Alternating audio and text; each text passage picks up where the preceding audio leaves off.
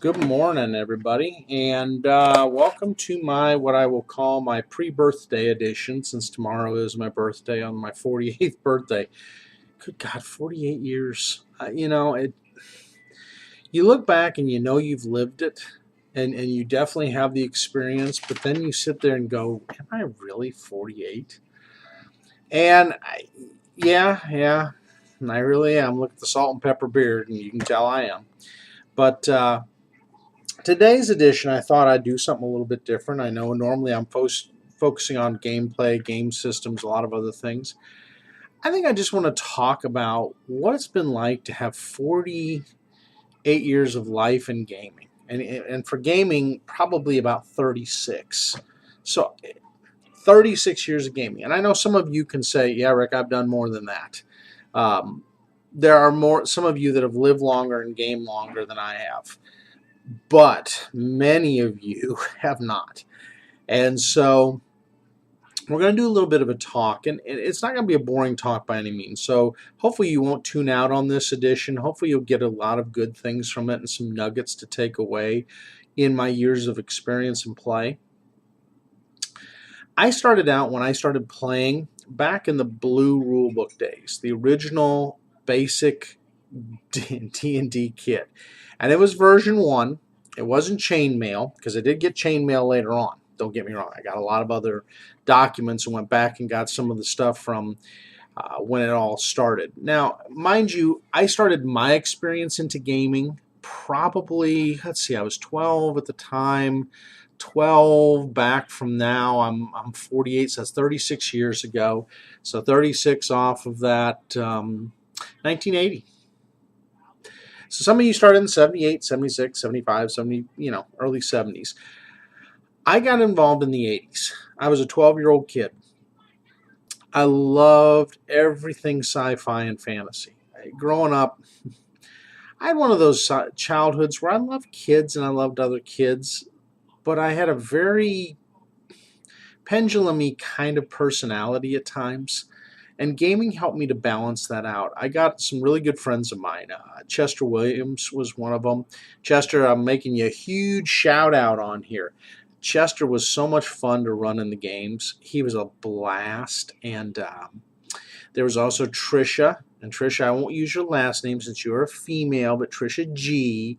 You'll know who you are. And you will go, oh Lord, Rick mentioned me. At the time I was dating her. And I ran her, and then John, and John was in there.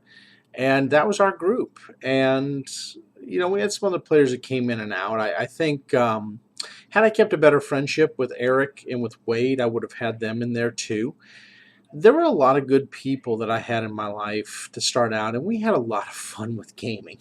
Lord, we were imperfect, and we really were. And I think starting out, if there's one thing I can impart upon you as gamers, don't worry and stress how good you will be or bad you will be. Please don't. You will be what you be. And you may start out a power gamer, you may start a hack slasher, you may start 10 different ways. But just start. Start and learn to play. Because you will change over your years. You will. Your style of play will change. And you will change as a human being. And the great part about it is it will help you to change in a good way. And I love that about my gaming. Sorry, I got a weird feeling on my leg. Just didn't want something crawling up it. That would have been not good. But yeah, get into it and enjoy it and embrace it. Sometimes it's awkward. Sometimes it's weird. Sometimes it's a little boring. But you'll get there. And it's all in what you put into it. And that's the other thing I was going to say with it as a beginning gamer and as a DM that I learned. What I put in is what I got out and more. So put in the effort. If you're a DM, put in the effort in D&D. If you're a GM, put in the effort into Numenera, to Mutants and Masterminds, to Pathfinder, to the Strange, to the Ninth Realms, to all these other systems that are out there, Savage Worlds, and into all these other systems that are out there, Deadlands. God, I'm missing some. Gamma World, D20 Modern, Green Ronin games, all the various D20 Green Ronin games. Um, Fate.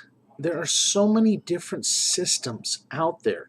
The new one, the Tortured Earth. Make sure that you get to experience and try different games. I know you start out in one. You'll start out most likely in D&D or Pathfinder. Most people do. Sometimes Numenera, because Cypher System and Monty Cook has done such a great job with Shanna Germain of getting people. He and Shanna and the whole team there have gotten a lot of people into really marketing that system. But broaden your experience. That's the other thing I did growing up and coming up. I played Gamma World. I played Paranoia. I played early Paranoia. I played Shadow Run. I remember we did a little Shadow Run, and so reach out and try some different things. I got the Marvel Heroes game. You guys remember the Marvel Hero RPG system? I tried a lot of different things. We played superheroes. We played this. We played that. And we had so much fun. And my group evolved as we went on. And I got into my college years. And college at Purdue was just an amazing experience for me. I got to find out there's a broader world of gamers. Sorry, my home game group. I missed you guys. But it was a whole new thing. Keith came into my life. Now, Keith was an interesting individual. He was a modern-day druid in his mind. I think more a hypnotist than a druid, because he had a hypnotic voice to him. And I remember playing. I remember walking into his room, and he had this black light and these psychedelic posters. God, it was a horror show. I probably should have never walked into this man's room, but I did. And he was my first foray. Now, don't get me wrong.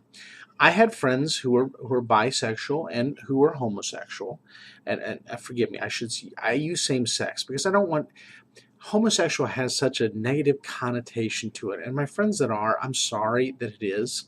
You should never be treated that way. And I'm not trying to go on a diatribe to make people agree or disagree. I just knew how much it hurt my friends. And Keith was panamorous, I think. He didn't have the term at the time, or polyamorous. A little bit of both. I know they're different. I think he was both, honestly. He just had that vibe off of him, and he had just that wicked sense of personality. And there were so many others that came into the games that were there. I think Gregory joined us, and some other people did, and we had a fun group. We had a group of 6 that would come into this big commons area, and we would play D&D, dun dun dun 2.0. You guys remember 2.0 and the disaster area that was? Oh, Lord. And that's the other thing I would say is don't let a system, because it screws itself up, stop you from gaming. 2.0 should have stopped more people from gaming than anything else, but it had its endearing qualities, don't get me wrong. For us, we worked around them. Thaco was hilarious at times. We always loved Thaco. There were so many Thaco jokes, and there still are. And for us, I think the camaraderie of having a bigger group. So try some bigger groups if you can sometimes. Now, don't get me wrong. You're not going to get to talk as much unless you interject yourself. And GMing it or DMing it at the time was a disaster area. It's hurting. You ever saw that little meme where you're hurting people? You're hurting a bunch of whatevers. Yeah, kind of like that. And I think for me, I grew a lot because it made me be more creative in keeping people's attention. And that's something else that you take away as a GM and as a player, creativity. Never lose your creativity. Now, I know some of you who play with me think sometimes I stifle creativity. I don't. I just get tired of...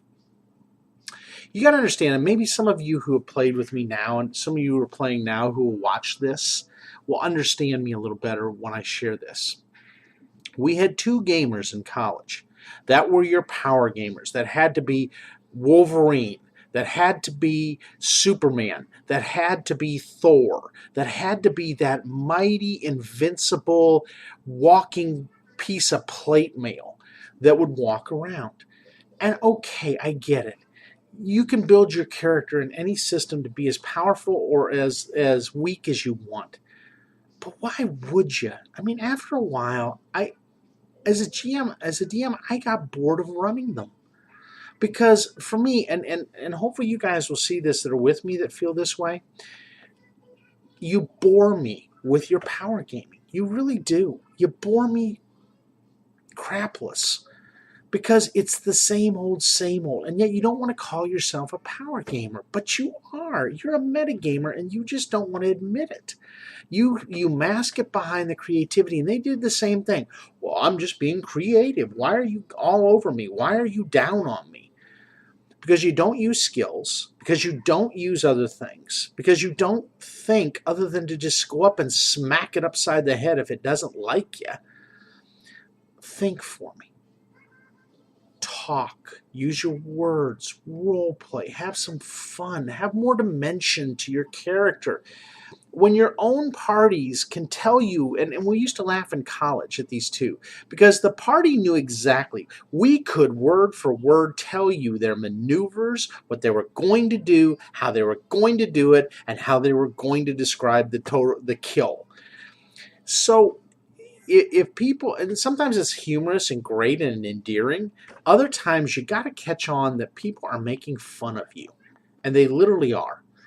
And it hurts my heart to see that, but sometimes you bring it on yourself. Be creative, guys. Always, you can play one class and never have the same character ever or outcome. That's the wonderful things about all these classes. Now, get me wrong, D&D 5e and some of these systems that limit what you can be creatively, it's a little more difficult to do. But in games like Pathfinder and in Seven Seas and some of these other ones, you can do everything. D20 Modern was that way. You could be the different type of character that you wanted. And I loved it when they came out with these, and I still have them, folks. I still got them. That's how sad it is. I kept a couple because for me they are, and I put this one in plastic because you'll never get the hardbound version of that really easy. I love these game systems. For me, they were so enriching because you could do something different. And D20 allowed you to. Now, some of you came up with Vampire the Requiem or Werewolf, White Wolf games with the werewolves. I get it. You pick your genre. And I'm okay with that. Some of you came up with Deadlands, the first Deadlands. A lot of fun. And they are. And the great part is the memories you build by your role play. I look back and I remember my characters. I remember Dorian. I remember my elf with the dual scimitars. I remember my first paladin. I remember Edric. I remember a lot of other people that I played. And I got to DM more than I got to play because my players loved having a DM that liked to DM. And I do. I like to DM. I like to GM. I love the creativity of it. I do. Sometimes I like a break, and it's been fun. And thank you for those of you online who have given it to me. Roll20 has given me a lot of that. But my college years were a lot of fun, but they had a lot of turmoil in them too. Exams, other things that came in between. But it really got my creative juices going. Then, sadly, and in a good way, I got my spirituality.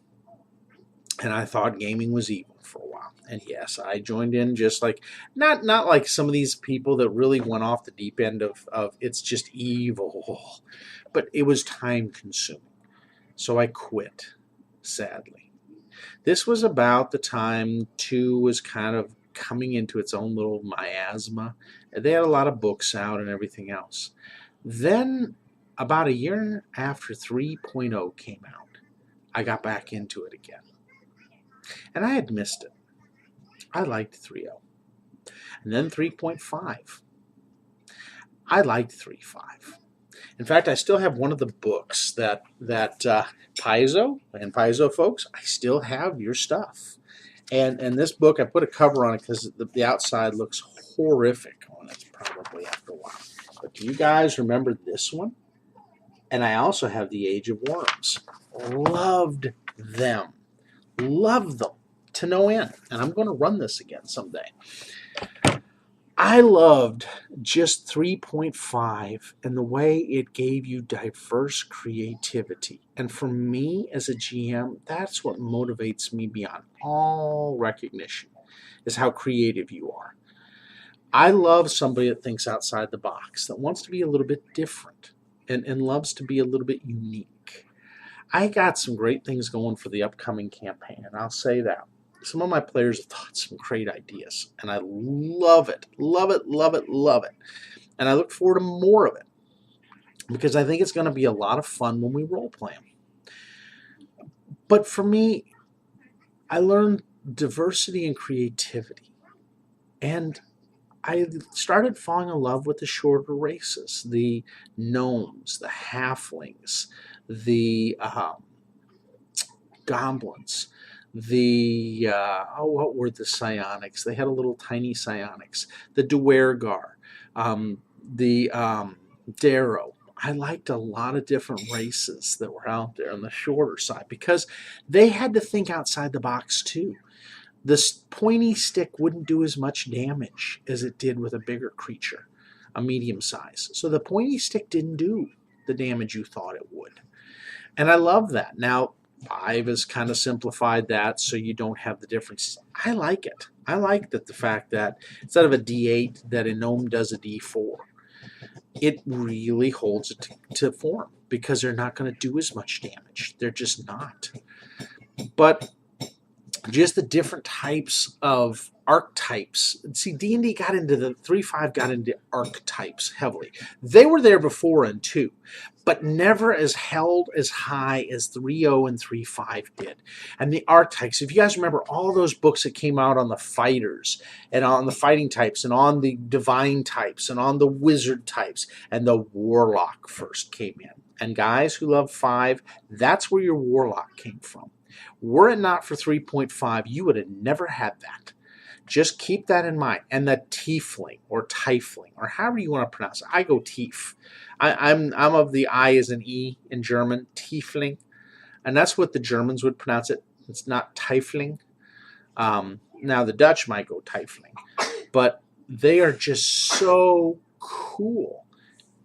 And they weren't a player class in 3.0. 3.5 they started to be. And then 4.0 made them the class and they got rid of my gnomes, which you want to pick one place that Wizards lost me? Right there. Right there they did. And I'm going to tell you right now, don't screw with my gnomes. I love my gnomes for a reason. And people did. And they lost me. They forever lost me. And I'm going to tell you right now, I come back and play some 5, but you will never see me DM 5. Any of you on my list of Twitter friends, I'm sorry, I'm not going to do it. Wizards burned their bridge with me. I will play because I love playing with you guys. I will not DM. If you want me to GM, you got to come my way and go Pathfinder, but I'll make it fun for you. I really will. And so, you know, I went through the years of being a dad, and I had hoped that my kids would want to do the game. Becca didn't, but I read her the Harry Potter. I read her all these wonderful books of adventure. Same with John, my son. And they are my heart's guys, along with Mini GM. Now, I don't want you to think there's a difference in that. Okay, I love my kids, but they were first. So I will always love Becca and John the most. Always. They were my flesh and blood first. That little girl gets a lot of love, Mini GM. Don't ever doubt that she does. But I love my children, and I want them to know that. And if they ever watch this, I want them to know how much I love them. They are so deeply my heart. And yes, okay, as a dad, I didn't do everything right, and I didn't get everything right as a divorced dad. I did my best. And I know it's not an excuse, and nor will I make an excuse, because my son right now feels like I'm not in his corner. I am. He just doesn't know it, and he doesn't want to see it. My daughter does, and she's come a long way in seeing that and really loving me even more. And I love them, and I would do anything for them. And I think as a dad and as a GM, I brought my son into gaming because I wanted him to enjoy it with me. I wanted him to learn the love of it. And I think he did for a while. But then he kind of said I got bored because of the video game generation. And no offense to you video gamers. Look, I agree with James Sutter and what he said from Paizo. Video games didn't kill tabletop gaming. If they were going to, they would have done it 20 years ago. And I agree with that. They enhanced it. They made it to where you wanted to play the tabletop game. Yeah, the video game's fun, don't get me wrong, but it's a linear path. Even in the open MMORPGs, it's still a linear path. It doesn't have the creative thinking that a GM will have. And that's sad. But it's still fun, don't get me wrong. And so that's where I got into this, and I got into Pathfinder. And you know what's funny is I had a 3-5 group. I had Terrence, I had Big Brian, I had Chips and Dip Brian. Yeah, we call him Chips and Dip. That's how we could tell the difference between the two. We had Max, who's with my current group in Pathfinder. We had our group, and it was a lot of fun. And Max was kind of just getting used to playing 3-5. He kind of played it. He kind of liked it. But I don't think he's gotten into it as much as Pathfinder. And I really love watching his progression because he went from a tabletop wargamer, and he still is, to a tremendous role player. And he has had a lot of fun. And I really enjoy that. I really love my group I'm in now and with. I miss some of the guys. Yes, I do.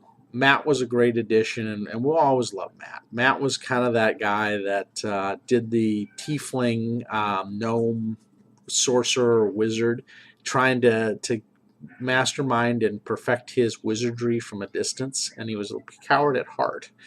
He was a lot of fun, though. We had Joe and Randy. And I love Joe and Randy. They're great guys. I went back to John Paul, one of my other friends' games, because they had been there most of the time, and they're great friends. And I'm glad he does such a great job GMing and keeping them happy. And then I had my foray with Rick and some of the other guys, and they were all right, but they were that hack/metagamer. And Scott, you've kind of gotten the brunt of things because of what they've done. They soured me on that type of play heavily, and Max will tell you that. I do, and Scott's one of my best friends. I mean, he really is. Good guy, good heart, good ethics, bend over backwards to help you, just a super guy. And I get preachy sometimes with him as a GM, and I shouldn't. But it's because I see what he is becoming, and it's more like Rick and them, and I don't want him to be that. I think in the day he'll sadden himself because Scott, I think you'll alienate yourself from the game. I really do in time, and I don't want that. I want you to always be a part of our group. You are a integral core player that I enjoy, and I just don't want to see you go that way. I don't, and it's why I'm hard on you. And I'm sorry if I am. I probably shouldn't be as a GM, and that's an admission to you guys in this thing as I'm talking about my groups. Yes, certain player types do bother me as a GM. I try not to let them. I really do. And for the most part, I think I succeed. But there are moments where I don't, and it's hard, and it really is. But it doesn't take away my joy of GMing. It's difficult at times. It's a challenge for me. Paul, God, love Paul. I do. I mean, Paul is just such a great guy. He has a heart for Janet, mini GM. He loves her to death, like granddad to her. And he just has a big heart. He always wants to do what's best to help the party.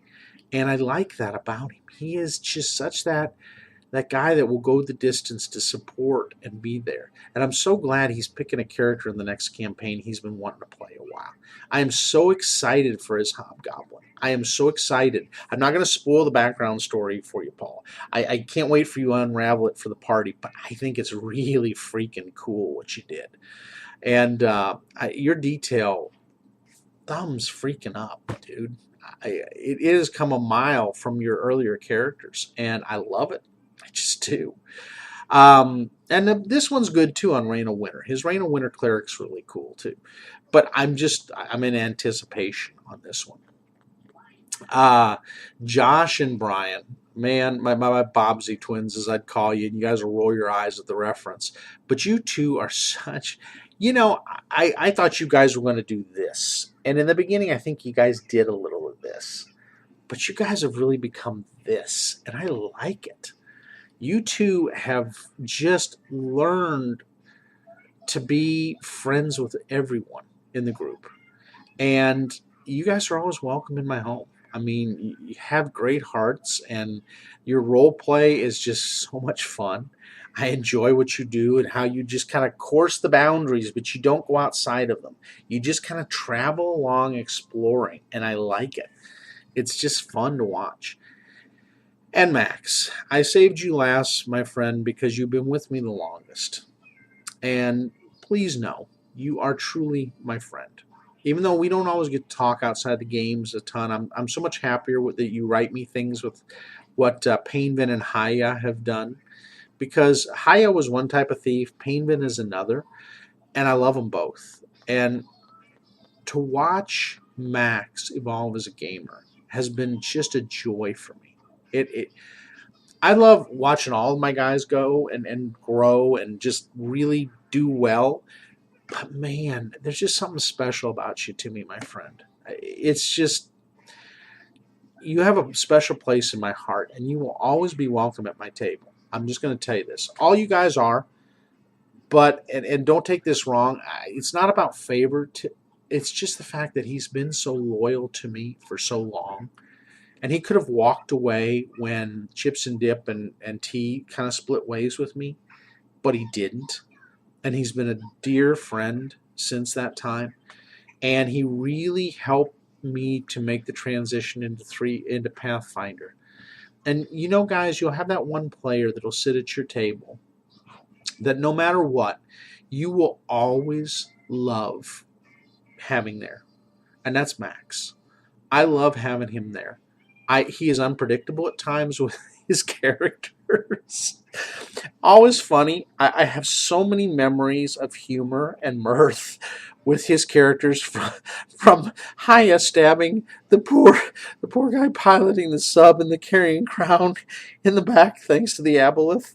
And and then another creature controlling him to kill the paladin, or no, to kill the war priest. Oh my lord, his wisdom. That's why I think I did my rogue in the recent play test with the 8 wisdom, because the humor there when somebody dominates your character is just, it's epic. It truly is. And I will never forget the memories there with that. Or Brother Stan, the first guy that he ever ran in the pirate campaigns. And let me tell you, Brother Stan hates Chells, and he will let you know, and he will proselytize you if you go after them. And I can't convey to you guys the humor of it, but if you were there, you would just be on the floor rolling in laughter, because we all were. And it's the greatness of role play. And that's why I say make memorable characters that your GM will never forget, that has provided hours of laughter and love. Because I'm going to tell you guys, and this is part of the GM allowing them to GM and the DM allowing them to play. Or excuse me, GM allowing them to play and the DM allowing them to play. You have to let your players play. You have to let them have the length. I remember the first time with Painvin when Max got up at that table and he went into the speech with this, and it was greatness. This captain or sergeant of the guard who came in with his troops, and they were going to take them back to see their master. Oh, but they weren't. And oh, but the scolding came from Painvin. And it was epic moments of just, I gave him that epic run with it because it was so momentarily put it on a pedestal. You will never forget this moment. Give all your players that moment. You have to. And I'm trying to with every one of my players, give them that moment of just grandeur that they can put their fist down on the table and say it like it is. That's role play. That's epic moments of adventure. That's the unforgettable. That's why, in so many systems, I don't like the more simplified, unskill-based systems. Now, every system has skills, but let's face it, some have made it so easy that you can't role play it. You don't need to. A roll solves it for you. You're done. It's a roll of DC 15 and you're out of there. Come on, guys.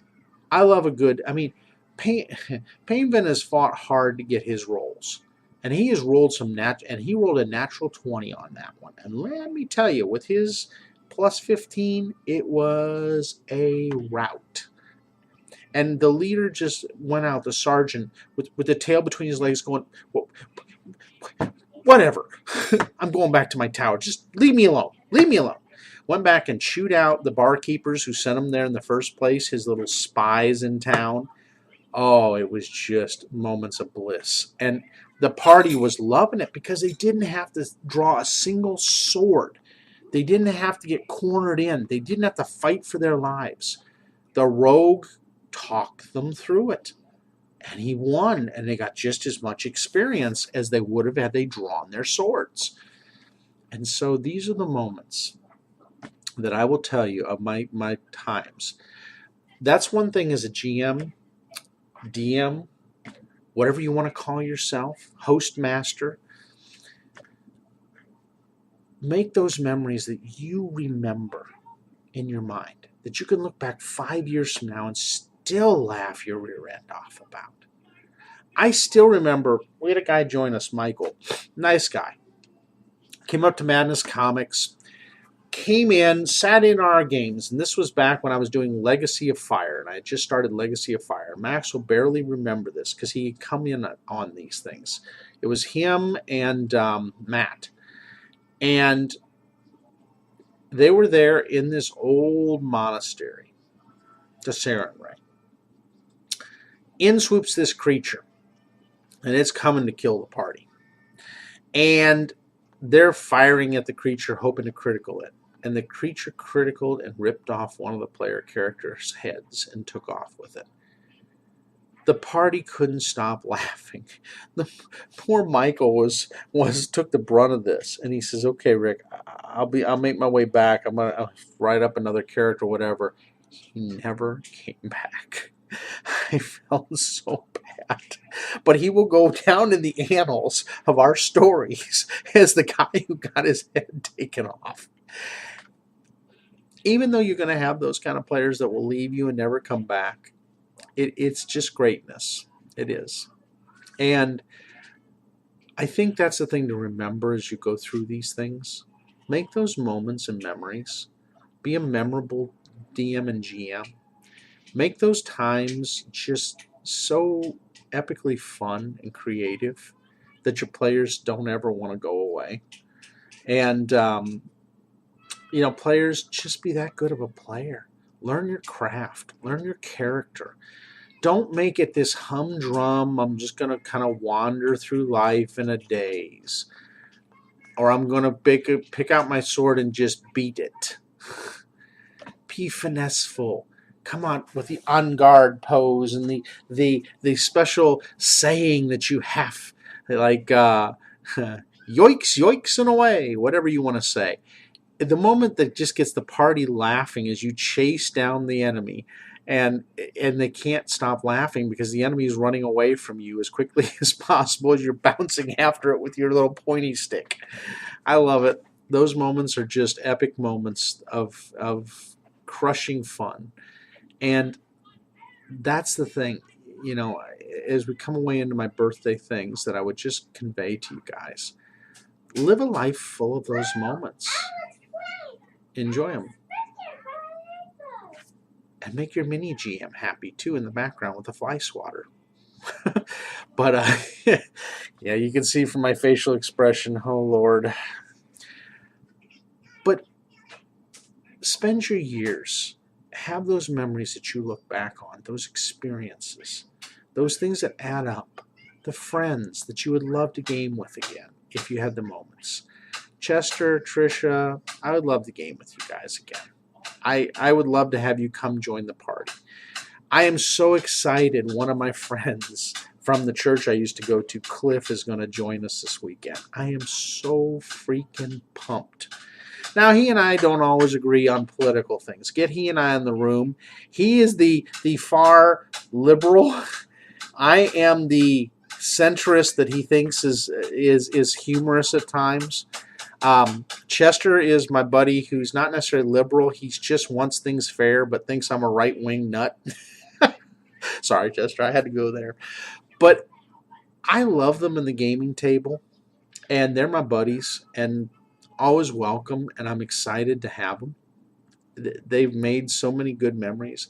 I would love to have Eric Bender come join me.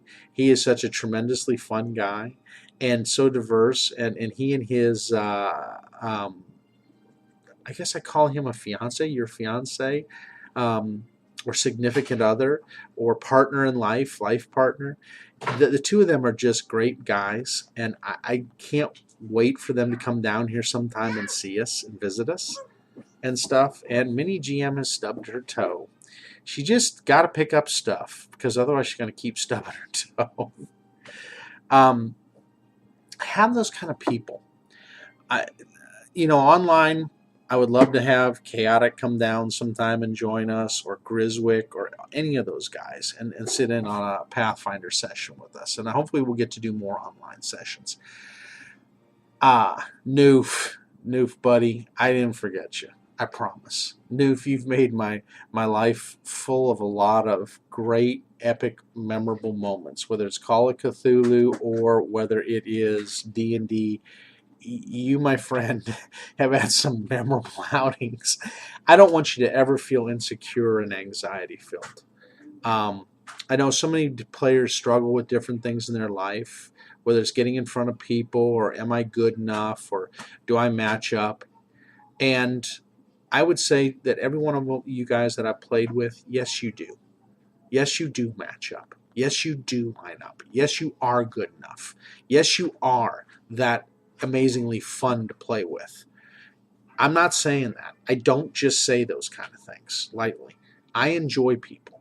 I've changed a lot. Now, back in my early years as a people pleaser, I'd have told you whatever you wanted to hear. But now today, as Rick the Brash Rick, a little bit different. So keep these things in mind, my friends. I have enjoyed my years, and I look forward to another 48 years full of mirth, I hope, and much good gaming. So make those memories, make those dreams, go to those cons, have the fun, make the friendships, love your family with all your heart. Try to get them involved as much as you can. I know Kim's going to sit in on the next Pathfinder. I hope my son one day will come back to it. And I hope one day my daughter Becca joins in. That would be a lot of fun. And Mini GM. I want Mini G one day. So, I'd love to have all of them playing at the game table. That would be so much fun. Thank you, folks, for listening to my rant. I hope in all of this I've inspired you. That's my goal at the end of the day. If I inspire you to love gaming more, to love people more, to have fun, to love life, to feel confident about who you are, to embrace who you are, then that's a beautiful thing. So, and I got to go because I got to cut them. So I will talk to you guys soon.